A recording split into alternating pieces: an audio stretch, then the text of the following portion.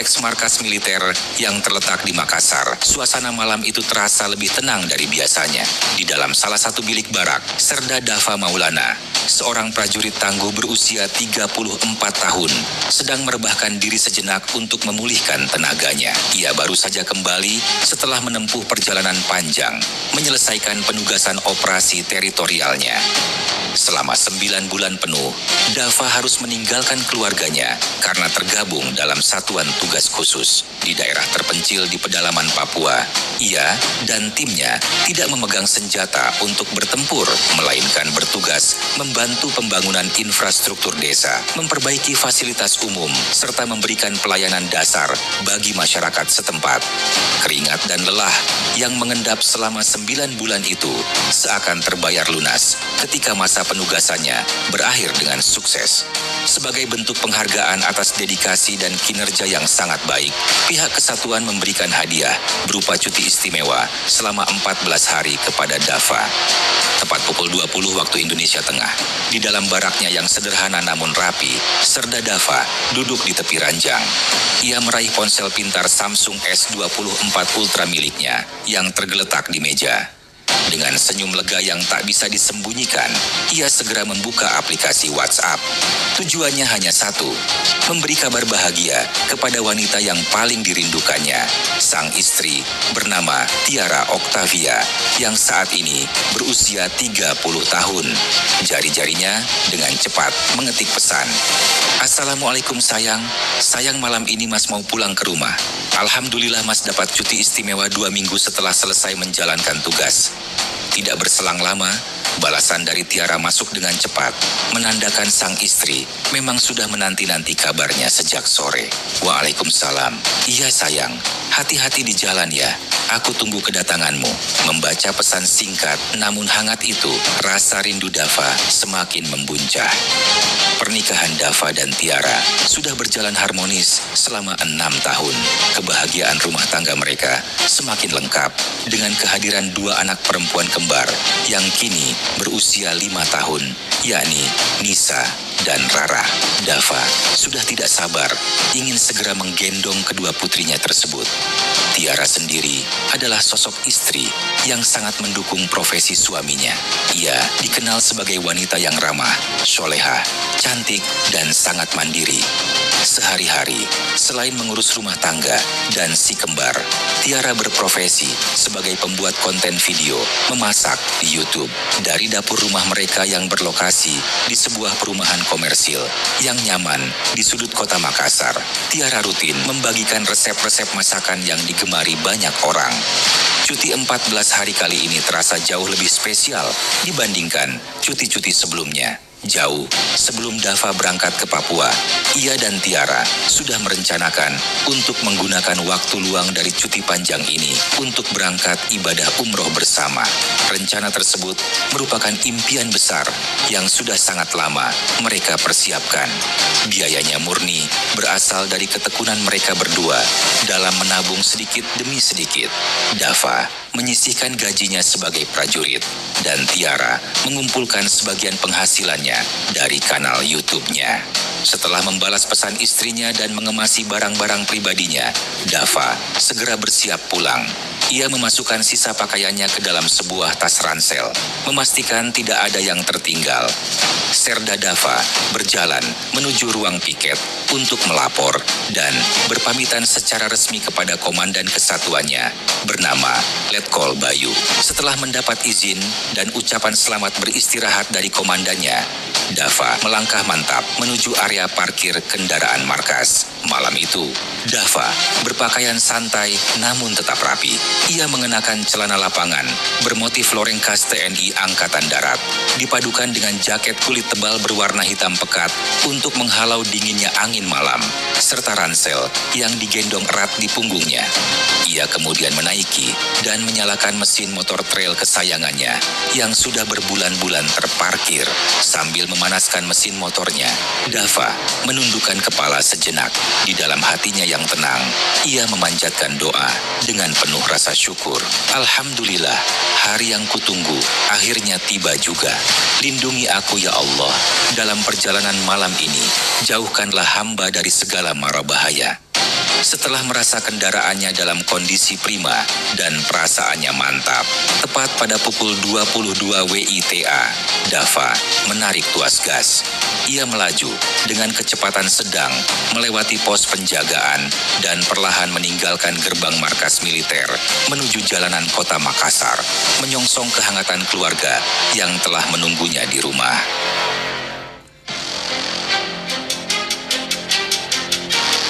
Perjalanan malam itu awalnya terasa sangat sepi dan lancar. Angin malam kota Makassar menemani laju motor trail Serda Dava yang melintas di jalanan beraspal. Namun, setelah sekitar 1 jam berkendara dan waktu menunjukkan mendekati pukul 23 waktu Indonesia Tengah, ketenangan perjalanan Dava terusik. Dari arah depan, terdengar suara deruk knalpot brong yang sangat bising dan memekakan telinga. Tak lama kemudian, terlihat sorot lampu dari puluhan sepeda motor yang melaju beriringan. Rombongan itu berkendara dengan ugal-ugalan dan memakan hampir seluruh badan jalan. Mereka adalah kawanan geng motor yang menamakan diri Tiger City. Ketika jarak semakin dekat, di bawah penerangan lampu jalan raya, Dava menyadari bahwa kelompok pemuda tersebut tidak sekadar berkonvoi. Beberapa dari mereka tampak membawa berbagai senjata tajam, seperti celurit panjang, katana, dan pedang. Senjata-senjata berbahaya itu diayun-ayunkan ke udara dengan gaya menantang. Sebagai seorang prajurit, Dava dengan cepat mengamati situasi tersebut. Namun, mengingat hari sudah semakin larut dan prioritas utamanya adalah segera pulang dalam keadaan selamat untuk bertemu istri dan anak-anaknya, Dava memutuskan untuk tidak mempedulikan provokasi mereka. Ia tidak ingin terlibat masalah di jalan. Dengan tenang dan perhitungan yang matang, ia menambah sedikit tarikan gas motornya, mencari celah yang aman, lalu menyalip konvoi panjang tersebut dari sisi kanan jalan tanpa menyenggol satu motor pun. Namun, tindakan Dava yang bermaksud menghindari masalah itu justru memicu kemarahan pemimpin geng motor tersebut. Seorang pemuda bernama Alex merasa konvoi dan kelompoknya tidak dihargai oleh pengendara yang berani menyalip. Ego Alex tersulut. Dari tengah rombongan, Alex berteriak keras dengan nada menantang, "Woi, berhenti!" Mendengar teriakan itu, Dava memilih untuk bersikap tenang. Ia berpura-pura tidak mendengar, tidak merespons, dan tetap memfokuskan pandangannya ke depan untuk melanjutkan perjalanan. Melihat Dava yang mengabaikannya, amarah Alex semakin menjadi-jadi. Tidak terima dicuekin, ia segera memacu motornya dengan kecepatan tinggi, mengejar Dava. Dalam hitungan detik, Alex berhasil menyusul dan memepetkan motornya hingga sejajar dengan motor trail Dava. Sambil menunjuk-nunjuk, Alex membentak dengan arogan, "Maksud lu apa ganggu kita konvoi? Mau cari mati lu? Berhenti sekarang atau lu tahu akibatnya?" Mendapat ancaman dari jarak dekat, Dava tetap menahan diri. Karena merasa kesal, Dava terus menghindar. Alex bertindak nekat. Ia mengayunkan kakinya dan menendang bagian samping bodi motor trail Dava dengan keras. Tendangan mendadak itu membuat keseimbangan motor Dava seketika goyah dan nyaris tak terkendali. Berkat refleksnya yang terlatih, Dava berhasil menyeimbangkan kembali motornya agar tidak terjatuh. Untuk menghindari kecelakaan fatal yang bisa membahayakan dirinya sendiri maupun pengguna jalan lain, Dava akhirnya mengalah. Ia menepikan motornya perlahan ke pinggir jalan dan langsung turun. Melihat sasarannya berhenti, Alex dan sekitar 25 anak buahnya ikut mengerem mendadak. Mereka menepikan motor masing-masing dan mulai mengepung prajurit TNI tersebut dari segala sisi.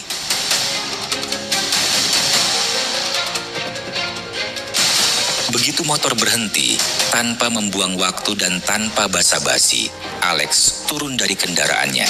Ia melangkah cepat menghampiri Dava. Dengan kasar, Alex langsung mencengkeram kerah jaket kulit hitam yang dikenakan Dava. "Lu siapa berani-beraninya ganggu konvoi kita?" bentak Alex tepat di depan wajah Dava. Diiringi aroma alkohol yang menyengat dari napasnya. Mereka sama sekali tidak menyadari bahwa pria yang sedang mereka kepung adalah seorang prajurit prajurit TNI. Mendapat perlakuan kasar dan dikelilingi oleh puluhan pemuda beringas, Dava tetap mempertahankan ketenangannya. Ia tidak terpancing emosi. Dengan sikap yang tenang namun tegas, Dava menatap mata Alex dan menjawab, "Saya tentara, Bang. Tolong jangan ganggu saya. Saya tidak ada niat mengganggu kalian. Saya hanya menyalip karena buru-buru ingin pulang bertemu istri dan anak saya di rumah. Lagi pula, saya menyalip dengan hati-hati dan tidak menyenggol motor kalian sedikit pun." Bukannya mundur setelah mengetahui bahwa pria di hadapannya adalah seorang prajurit militer, Alex justru tersenyum sinis. Pengaruh minuman keras membuat rasa takutnya hilang dan tergantikan oleh arogansi jalanan. "Oh, jadi lu tentara? Baguslah kalau begitu," ejek Alex sambil menatap remeh. "Kalau gitu, lu boleh lewat jalan ini kalau lu bisa kalahkan kita semua malam ini, 1 lawan 1. Dava masih berusaha mengendalikan situasi dan meredam ketegangan agar tidak berujung pada kekerasan fisik. Ia tahu meladeni sekelompok orang mabuk tidak akan membawa manfaat apa-apa. "Jangan begitu, Bang. Saya tidak suka keributan dan tidak mau berantem. Tolong kalian bubar saja dan kembali ke rumah masing-masing. Ini sudah malam. Suara knalpot dan konvoi kalian sangat mengganggu istirahat warga. Kalau kalian tidak mau bubar, nanti saya telepon polisi biar kalian diurus," tegur Dava dengan nada memperingatkan. Namun, kata-kata peringatan dari Dava justru dianggap sebagai sebuah tantangan. Ancaman akan memanggil polisi menjadi pemicu meledaknya amarah kelompok pemuda tersebut. "Halah, bilang saja lu takut. Kalau lu benar-benar jagoan, ayo lawan kita semua," teriak Alex memprovokasi teman-temannya. Tiba-tiba, tanpa ada aba-aba, dari arah samping kanan, salah satu anggota geng melayangkan pukulan keras yang mendarat telak di pelipis Dava. Belum sempat Dava memulihkan keseimbangannya akibat pukulan pertama, sebuah tendangan brutal menghantam perutnya dengan keras. Serangan mendadak itu membuat pertahanan Dava goyah dan tubuhnya terhuyung ke belakang. Melihat sasaran mereka sedikit kehilangan keseimbangan, 26 anggota geng motor itu seperti mendapat sinyal untuk menyerang. Mereka merangsek maju secara bersamaan dan mengeroyok Dava secara brutal. Puluhan tendangan dan pukulan mendarat bertubi-tubi di sekujur tubuh Dava, dari ujung kaki hingga ke kepala, membuatnya tidak memiliki celah untuk membela diri. Di tengah hujan pukulan yang tak henti-hentinya itu, Dava yang mulai kewalahan menahan rasa sakit yang luar biasa, sempat terdengar memohon ampun. "Ampun, Bang, saya masih punya istri dan anak-anak yang masih kecil. Mereka masih membutuhkan kasih sayang dan nafkah dari saya," rintih Dava sambil berusaha melindungi bagian vital tubuhnya. Namun, permohonan Dava sama sekali tidak dihiraukan. Rasa kemanusiaan kelompok itu telah sepenuhnya hilang, tertutup oleh pengaruh alkohol dan brutalitas gerombolan. Mereka terus menghajar Dava tanpa ampun hingga akhirnya prajurit tangguh itu tumbang dan benar-benar kehilangan kesadarannya di atas aspal.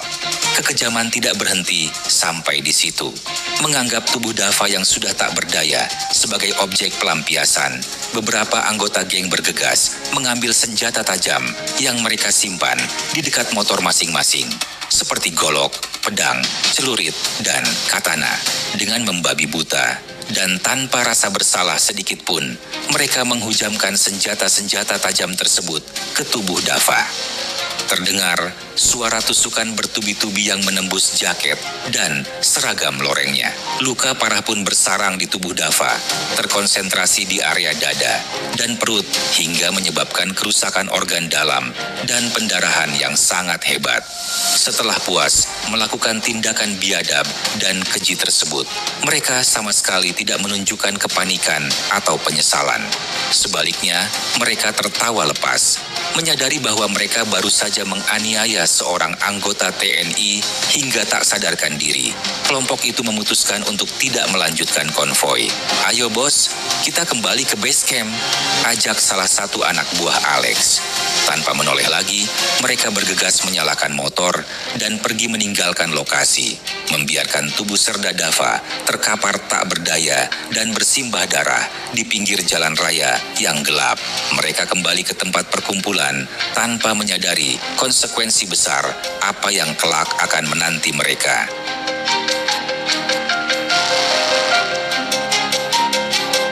Sekitar 1 jam setelah gerombolan geng motor itu pergi meninggalkan lokasi, jalan raya tersebut kembali sepi dan lengang. Tidak lama kemudian, sebuah mobil Toyota Innova yang dikendarai oleh sepasang suami istri, Pak Eko dan Bu Nanik, melintas dengan kecepatan sedang. Ketika melewati area tersebut, lampu sorot mobil mereka tidak sengaja menangkap sebuah pemandangan yang tidak lazim. Di pinggir aspal, terlihat sosok tubuh manusia yang tergeletak diam dan bersimbah darah. Melihat hal tersebut, Pak Eko segera menginjak rem dan menepikan mobilnya. Ia berniat untuk keluar dan memeriksa keadaan orang tersebut. Namun, Bu Nanik yang duduk di kursi penumpang segera menahan lengan suaminya. "Jangan turun, Pak. Kita langsung jalan saja. Takutnya ini modus perampokan atau kejahatan. Nanti kita yang celaka," cegah Bu Nanik dengan wajah panik. Meski peringatan istrinya masuk akal, insting Pak Eko mengatakan sebaliknya. Di dalam hatinya, ia merasa sangat yakin bahwa tubuh yang tergeletak itu benar-benar korban yang membutuhkan pertolongan darurat, bukan sebuah jebakan. Mengabaikan larangan istrinya, Pak Eko membuka pintu mobil dan melangkah turun. Ia berjalan perlahan, mendekati sosok tersebut. Ketika jaraknya sudah cukup dekat, pemandangan di hadapannya membuat jantung Pak Eko seakan berhenti berdetak. Ia melihat tubuh seorang pria dengan pakaian yang sudah robek tak karuan, terbaring dalam kondisi yang sangat mengenaskan akibat puluhan luka tusukan senjata tajam. Tanpa membuang waktu, Pak Eko segera berbalik ke arah mobil dan berteriak keras, "Bunda, sini cepat turun, telepon ambulans dan polisi sekarang juga." Mendengar teriakan suaminya yang penuh urgensi, Bu Nanik akhirnya memberanikan diri untuk turun. Begitu melihat kondisi korban secara langsung, sekujur tubuh Bu Nanik merinding ketakutan. Namun ia segera mengeluarkan ponselnya dan menghubungi panggilan darurat. Beberapa saat kemudian, suara sirene memecah keheningan malam. Mobil ambulans beserta mobil patroli polisi tiba di lokasi kejadian. Tim medis dibantu oleh pihak kepolisian dengan cepat mengevakuasi jenazah Serda Dava. Korban kemudian segera dilarikan ke rumah sakit terdekat untuk mendapatkan penanganan lebih lanjut dan proses otopsi. Sesampainya di rumah sakit, pihak medis mulai melakukan pemeriksaan. Mereka dengan cepat menyimpulkan bahwa jenazah tersebut adalah seorang anggota TNI. Identitas ini dibuktikan dari celana loreng dinas yang masih menempel di tubuh korban, serta kartu identitas dan wallpaper pada ponsel Samsung milik korban yang ditemukan di sakunya. Berbekal informasi tersebut, pihak rumah sakit malam itu juga langsung menghubungi nomor kontak komandan kesatuan korban yang ada di dalam ponsel, yaitu Letnan Kolonel Bayu. "Halo, selamat malam Bapak. Maaf, mengganggu waktunya. Kami dari pihak rumah sakit ingin mengabarkan bahwa anggota Bapak yang bernama Serda Dava baru saja dievakuasi ke rumah sakit kami dalam keadaan meninggal dunia. Beliau ditemukan di pinggir jalan dengan kondisi luka yang sangat parah," ucap petugas rumah sakit dari seberang telepon. Mendengar kabar tersebut, Letkol Bayu terkejut, bukan main. Ia seakan tidak percaya bahwa prajuritnya yang baru beberapa jam lalu berpamitan untuk cuti kini telah tiada. "Baik, saya akan segera meluncur ke sana sekarang," jawab Letnan Kolonel Bayu. Letkol Bayu tidak datang sendirian. Ia berangkat ke rumah sakit bersama puluhan anak buahnya, termasuk Serka Andi yang merupakan sahabat karib Serda Dava. Setibanya di ruang jenazah, Letkol Bayu dan para prajurit dipersilakan untuk melihat jenazah. Begitu kain penutup dibuka, amarah para prajurit ini langsung memuncak. Melihat kondisi tubuh Dava yang penuh dengan luka sayatan, tusukan parah di area dada dan perut, hingga organ dalamnya yang rusak, dada mereka terasa sesak oleh kemarahan dan duka. Mereka tidak menyangka ada sekelompok orang yang begitu biadab menghabisi nyawa rekan mereka. Dengan rahang mengeras dan tangan mengepal kuat, Serka Andi bergumam dengan nada penuh amarah. Tidak bisa dibiarkan. Kita harus balas perbuatan kejam mereka, meskipun karier kita yang menjadi taruhannya. Rekan-rekan yang lain mengangguk dalam diam, memendam gejolak yang sama. Malam itu juga, Letnan Kolonel Bayu harus menjalankan tugas terberatnya sebagai seorang komandan, menyampaikan kabar duka kepada keluarga korban. Ia menelepon istri Dava. "Assalamualaikum, Mbak Tiara. Mohon maaf, sebelumnya, Mbak harus tabah dan sabar. Saya ingin mengabarkan bahwa suami Mbak, Serda Dava, baru saja meninggal dunia dalam perjalanan pulang karena diserang oleh sekelompok orang bersenjata tajam," ucap Letkol Bayu dengan suara berat. Mendengar kalimat tersebut, dunia Tiara seakan runtuh seketika. Ia terduduk lemas di atas kasurnya, dan air mata langsung mengalir deras. Tiara menangis histeris meratapi kepergian suaminya yang terjadi begitu mendadak. Tepat di hari ia sangat menantikan kepulangannya. Keesokan paginya, suasana duka menyelimuti perumahan komersil tempat keluarga Dava tinggal. Jenazah Serda Dava tiba di rumah duka. Para tetangga, kerabat, dan rekan-rekan sesama prajurit sudah berkumpul. Di hadapan jenazah suaminya, tangisan Tiara menyayat hati semua pelayat yang hadir. Matanya memerah dan membengkak akibat air mata yang tak kunjung berhenti.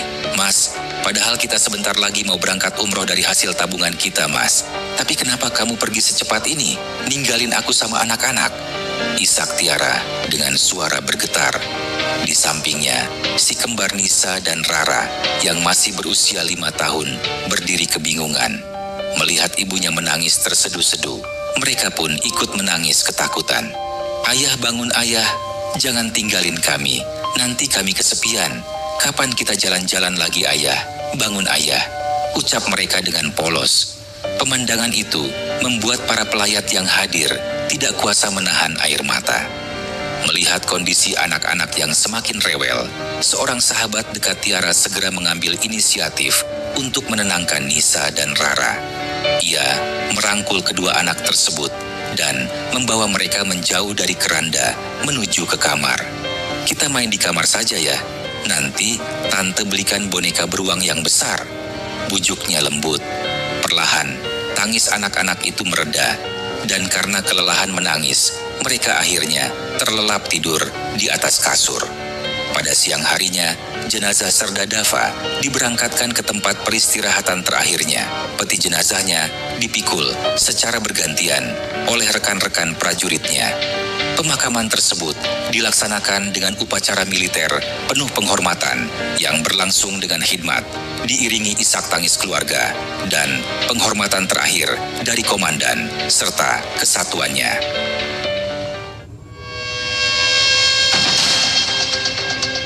Meskipun upacara pemakaman Serda Dava telah selesai dilaksanakan dengan penuh kehormatan, gejolak kemarahan dan rasa tidak terima di dalam markas militer masih jauh dari kata padam. Suasana di lingkungan barak terasa sangat tegang dan berat. Rasa kehilangan seorang rekan yang dikenal baik dan soleh meninggalkan luka mendalam bagi para prajurit. Malam harinya, saat pelaksanaan apel malam, seluruh prajurit berbaris dengan khidmat, namun dengan tatapan mata yang menyiratkan amarah yang tertahan. Letnan Kolonel Bayu, selaku komandan kesatuan, yang bisa membaca situasi psikologis anak buahnya, segera memberikan instruksi tegas untuk mencegah terjadinya tindakan sepihak. Kasus ini sudah ditangani secara resmi oleh pihak kepolisian. Kita serahkan prosesnya kepada hukum yang berlaku, dan kita tunggu bagaimana perkembangannya. Saya minta tidak ada satupun dari kalian yang bergerak sendiri atau bertindak di luar komando, ucap Letkol Bayu dengan suara lantang dan penuh penekanan di hadapan barisan. Namun, bagi para sahabat sedarah, rasa kehilangan yang mendalam dan solidaritas korps yang kuat berbicara lain. Peringatan tersebut tidak mampu meredam keinginan mereka untuk menuntut keadilan dengan cara mereka sendiri. Tepat setelah apel malam dibubarkan, Serka Andi, sahabat karib almarhum Dava, berjalan kembali ke kamarnya dengan pikiran yang berkecamuk. Saat itulah ponselnya bergetar. Sebuah panggilan masuk dari seorang rekan dekatnya yang berdinas di kepolisian, Bribka Hermawan. Andi segera mengangkat telepon tersebut dan menjauh ke sudut yang sepi. Melalui sambungan telepon dengan suara yang sedikit berbisik, Bribka Hermawan membocorkan informasi krusial yang baru saja didapatkan oleh tim penyidik. Berdasarkan hasil analisis rekaman beberapa kamera CCTV di sekitar rute kejadian, pelaku penyerangan telah teridentifikasi dengan jelas. Mereka adalah kelompok geng motor Tiger City. Tidak hanya itu, Hermawan juga memberikan informasi mengenai lokasi gudang terbengkalai yang selama ini dijadikan sebagai base camp tempat mereka berkumpul. Mendengar informasi tersebut, rahang Serka Andi mengeras. Dengan nada suara yang sangat dingin namun penuh ketegasan, Andi meminta satu hal kepada sahabat polisinya tersebut. "Wan, tolong pihak kepolisian jangan ikut campur dulu malam ini. Jangan tangkap mereka dulu. Biarkan kami yang datang dan memberikan pelajaran yang akan mereka ingat seumur hidup mereka," ucap Andi. Bribka Hermawan di seberang telepon sempat terdiam. Sebagai seorang petugas, ia sangat memahami bagaimana hancurnya perasaan para prajurit yang kehilangan rekan mereka secara keji. Namun, ia juga berkewajiban mengingatkan risiko besar di balik tindakan tersebut. "Andi, saya paham perasaan kalian, tapi kamu harus tahu, tindakan ini bisa membawa konsekuensi hukum militer yang sangat berat buat kalian semua. Saya tidak akan ikut campur jika nantinya kalian terdeteksi, ditangkap, dan dihukum," peringat Hermawan. Tanpa keraguan sedikit pun, Serka Andi langsung menjawab, "Tidak masalah, ini kami lakukan demi membalaskan dendam rekan kami yang gugur secara tragis. Semoga saja hukuman yang akan kami terima nantinya tidak begitu berat." Panggilan telepon pun diakhiri. Andi bergerak cepat. Ia mengumpulkan rekan-rekan prajurit yang memiliki visi yang sama secara senyap. Sebanyak 30 prajurit TNI menyatakan kesiapan mereka untuk bergabung di bawah pimpinan Serka Andi. Tepat pukul 23 waktu Indonesia Tengah, 30 prajurit tersebut mulai bersiap di titik berkumpul yang tersembunyi untuk menyembunyikan identitas mereka. Selama aksi berlangsung, mereka mengenakan pakaian lapangan Dinas Loreng TNI, namun dengan wajah yang ditutupi oleh balaklava hitam, sehingga hanya menyisakan sorot mata mereka yang tajam yang terlihat. Sebelum berangkat, mereka meminjam beberapa pucuk senapan dari gudang persenjataan markas yang tujuannya murni untuk intimidasi, serta membawa pisau komando masing-masing. Setelah semua persiapan dirasa matang, mereka naik ke dalam satu truk militer TNI dan bergerak keluar markas secara senyap membelah malam menuju lokasi base camp target. Tepat pukul 23:50 waktu Indonesia Tengah, truk militer tersebut berhenti agak jauh dari lokasi gudang terbengkalai yang dimaksud. Puluhan prajurit turun dari bak truk dengan gerakan taktis dan senyap tanpa menimbulkan suara kegaduhan. Mereka langsung bergerak mengepung seluruh pintu keluar dan sudut-sudut bangunan tua tersebut. Dari celah-celah bangunan, mereka melihat 26 anggota geng motor Tiger City sedang berada di dalam.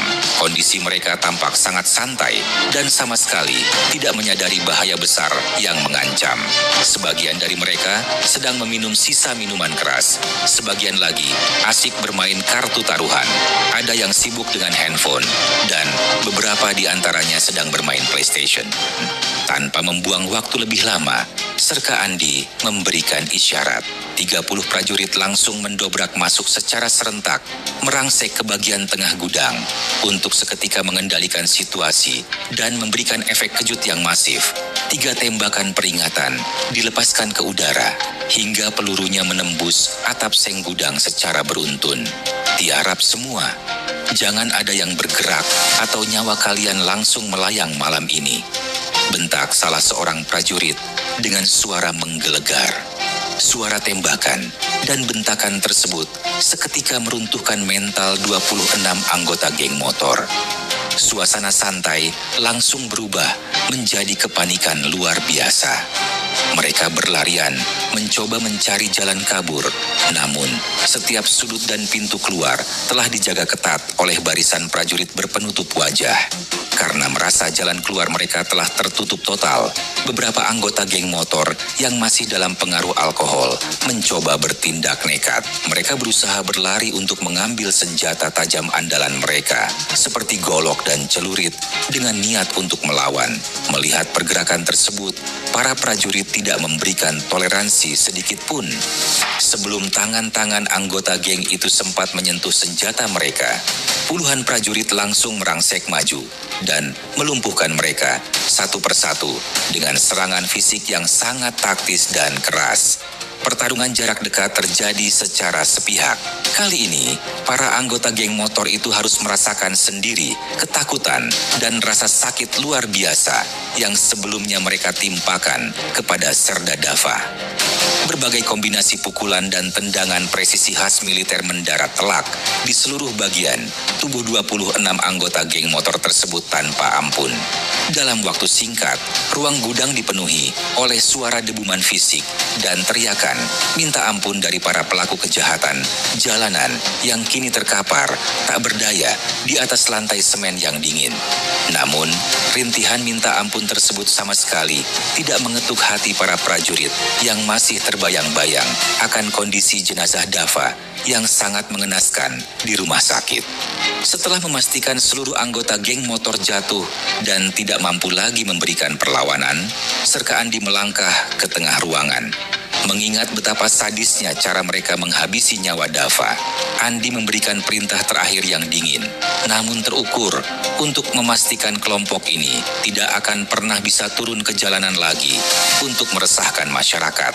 Patahkan kedua tangan dan kedua kaki mereka semua. Pastikan tidak ada lagi korban selanjutnya dari aksi kejahatan mereka di masa depan. Perintah Serka Andi tegas. Mendengar instruksi tersebut, para prajurit bergerak serentak. Dengan tindakan yang cepat, keras, dan tepat, mereka menginjak dan mematahkan tulang lengan serta kaki 26 anggota geng motor tersebut satu persatu. Suara derak tulang yang patah seketika berkejaran dengan jeritan kesakitan yang sangat melengking, menggema di dalam gudang yang tertutup itu. Rasakan ini. Makanya, jadi manusia, jangan sok jagoan di jalanan. Sekarang, baru kalian tahu akibatnya. Cetus salah satu prajurit meluapkan kekesalannya. Dalam hitungan menit, jeritan-jeritan tersebut perlahan mereda, seiring dengan tumbangnya kesadaran 26 anggota geng motor akibat rasa sakit yang teramat, sangat melampaui batas kemampuan tubuh mereka. Setelah memastikan seluruh target telah dilumpuhkan total dan tugas pembalasan selesai, 30 prajurit tersebut segera merapikan barisan, keluar dari gudang secara teratur, naik kembali ke dalam truk militer, dan langsung bergerak cepat kembali menuju markas sebelum fajar menyingsing.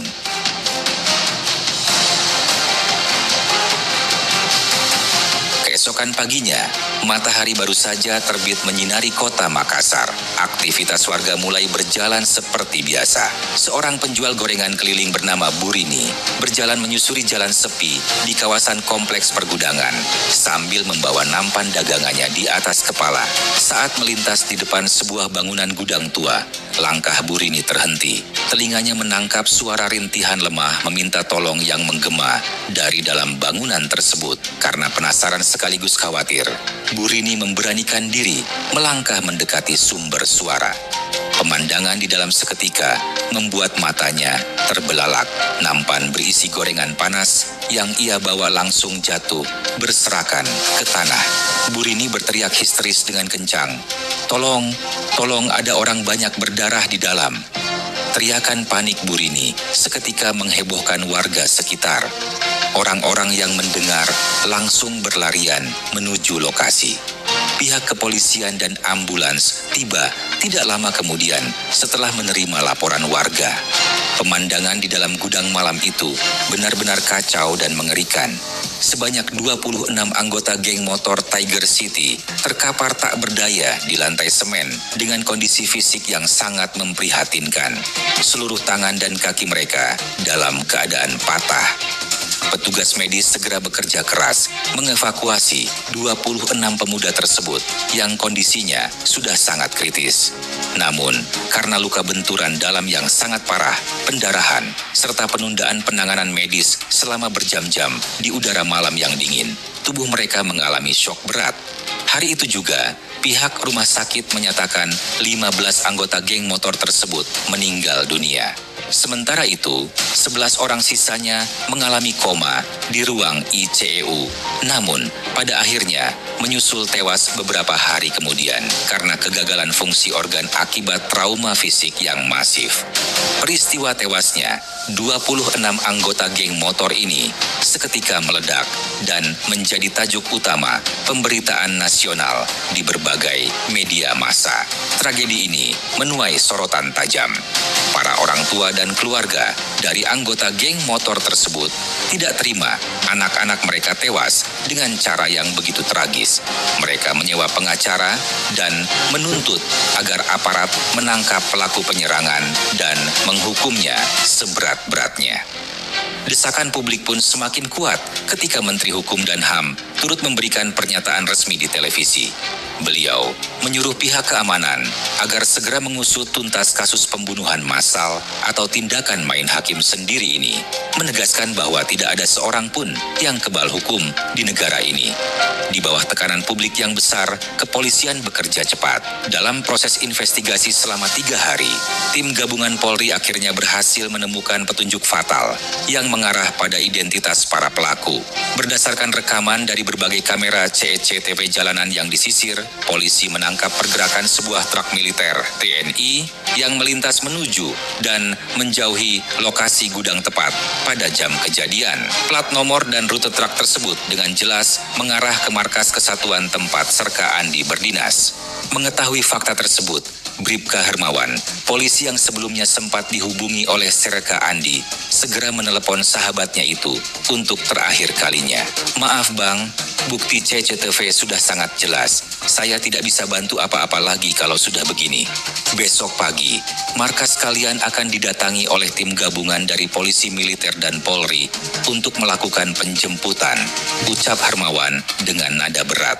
Serka Andi menutup telepon dengan helaan napas panjang. Ia mengumpulkan 29 rekannya secara diam-diam dan menyampaikan kabar tersebut. Di hadapan rekan-rekannya, raut wajah Andi memancarkan penyesalan yang mendalam. "Kita harus hadapi ini sebagai prajurit yang bertanggung jawab. Tapi, bagaimana bisa mereka sampai bablas dan tewas semua? Padahal, niat kita malam itu cuma memukul, menendang, dan mematahkan tulang mereka agar mereka lumpuh dan jera," gumam Serka Andi. Ia baru menyadari bahwa emosi yang tak terkontrol dan trauma fisik serentak pada tubuh manusia, ditambah tanpa adanya pertolongan medis segera, telah berujung pada hilangnya 26 nyawa. Keesokan harinya, tepat pukul 8 waktu Indonesia Tengah, iring-iringan kendaraan polisi militer dan Polri tiba di gerbang markas TNI guna mengamankan para pelaku. Tidak ada keributan. Para prajurit penyerang tersebut tidak melakukan perlawanan sedikit pun. Serka Andi dan 29 prajurit lainnya melangkah maju dan menyerahkan diri secara serentak layaknya seorang ksatria yang siap menanggung akibat dari perbuatannya. Tercatat, secara resmi, 30 prajurit TNI diamankan untuk diperiksa lebih lanjut. Proses hukum peradilan militer pun mulai berjalan. Sidang demi sidang mereka hadapi selama berbulan-bulan.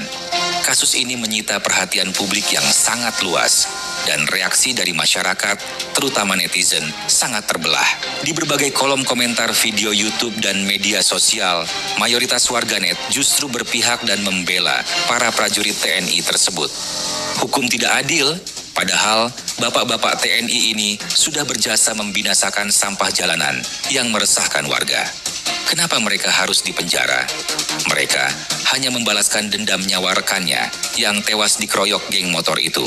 Tulis salah satu warganet yang mendapat ribuan like. Namun, di mata peradilan militer, hukum positif dan disiplin tetaplah hukum yang harus ditegakkan. Tindakan main hakim sendiri hingga menghilangkan nyawa puluhan orang tidak dapat dibenarkan apapun motifnya. Setelah melalui proses persidangan yang panjang, Majelis Hakim Pengadilan Militer akhirnya mengetuk palu dan menjatuhkan vonis yang berbeda-beda bagi 30 prajurit tersebut sesuai dengan peran mereka. Sebagian besar prajurit yang ikut serta dijatuhi hukuman kurungan penjara militer bervariasi antara 5 hingga 10 tahun, dengan mayoritas mendapat vonis 5 tahun penjara dan kewajiban menjalani masa pembinaan di balik jeruji besi. Berbeda dari rekan-rekannya, Serka Andi harus memikul tanggung jawab terbesar sebagai otak, perencana, dan pemimpin langsung dari penyerangan malam itu. Hakim menjatuhkan vonis paling berat kepadanya. Serka Andi divonis 15 tahun penjara militer.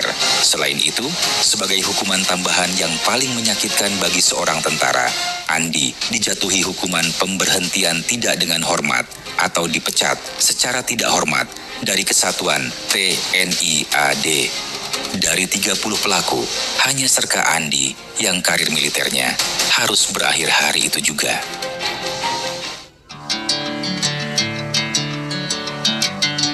Waktu 15 tahun berlalu, di satu sisi, kehidupan keluarga mendiang Serda Dava perlahan mulai bangkit dan terus berjalan maju. Tiara Octavia berhasil membesarkan kedua putri kembarnya, Nisa dan Rara, dengan penuh kasih sayang dan ketabahan. Tumbuh tanpa sosok ayah kandung tidak membuat mereka patah semangat. Kedua anak tersebut tumbuh menjadi pribadi yang sangat pintar, cerdas, dan mandiri. Sebagai bentuk penghormatan dan tanggung jawab negara atas gugurnya Serda Dava saat masih berstatus prajurit aktif, pemerintah memberikan jaminan pendidikan penuh kepada Nisa dan Rara. Mereka berdua mendapatkan beasiswa pendidikan dari negara hingga menyelesaikan jenjang strata 1 di universitas ternama. Selain kesuksesan anak-anaknya, kehidupan Tiara juga menemukan lembaran kebahagiaan yang baru.